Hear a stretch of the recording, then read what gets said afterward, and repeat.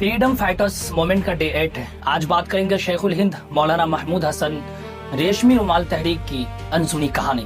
अगर 1857 के बाद अंग्रेजी हुकूमत को सबसे ज्यादा किसी संगठित सोच से चुनौती मिली तो वो उसमें शेखुल हिंद मौलाना महमूद हसन का नाम बहुत अहम है। उन्होंने समझ लिया था कि सिर्फ एक जगह लड़ने से अंग्रेजी हुकूमत को हराना मुश्किल होगा, इसलिए उन्होंने एक सीक्रेट प्लान तैयार किया। उनका मकसद था कि भारत के अंदर आजादी की कोशिश करने वाले लोग और भारत के बाहर मौजूद मुस्लिम देशों के नेता एक दूसरे के संपर्क में आए और अंग्रेजी हुकूमत पर कई दिशाओं से दबाव बनाया जाए। इसी योजना के तहत उन्होंने अपने भरोसेमंद साथियों को अफगानिस्तान, हिजाज और उस्मानी खिलाफत तक भेजा।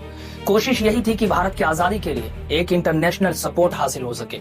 उस दौर में एक बहुत साहसी और दूरदर्शी योजना मानी जाती थी, लेकिन एक बड़ी चुनौती थी। अगर अंग्रेजों को इस योजना का भनक लग जाती तो पूरा मिशन खतरे में पड़ जाता। इसलिए संदेश साधारण कागज पर नहीं बल्कि रेशम के कपड़े पर लिखे जाते थे ताकि उन्हें आसानी से छिपाया जा सके। इसी वजह से इस आंदोलन को रेशमी रुमाल तहरीक, सिल्क लेटर मूवमेंट कहा गया। कुछ समय बाद ये गुप्त योजना अंग्रेज सरकार के हाथ लग गई।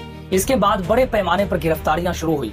शेखुल हिंद मौलाना महमूद हसन को भी गिरफ्तार करके माल्टा के जेल भेज दिया गया। उन्होंने लगभग 3.5 वर्ष माल्टा की कड़ी कैद में बिताए। कठिन हालात, तकलीफ और दबाव के बावजूद उन्होंने अपने विचार और हौसले को नहीं छोड़ा।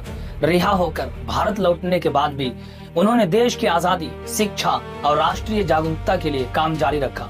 उनका मानना था कि एक जागरूक और शिक्षित समाज को मजबूत देश की बुनियाद बनाना बहुत जरूरी है। दोस्तों, इतिहास का इंसाफ यही है कि शेखुल हिंद मौलाना महमूद हसन को केवल एक धार्मिक विद्वान के रूप में नहीं बल्कि एक ऐसे दूरदर्शी फ्रीडम फाइटर, फ्रीडम लीडर के रूप में भी याद किया जाए जिन्होंने भारत की आजादी के लिए देश की सीमाओं से बाहर तक संपर्क बनाए, गुप्त योजना तैयार की, माल्टा की कैद सही और अपने सिद्धांतों से कभी समझौता नहीं किया।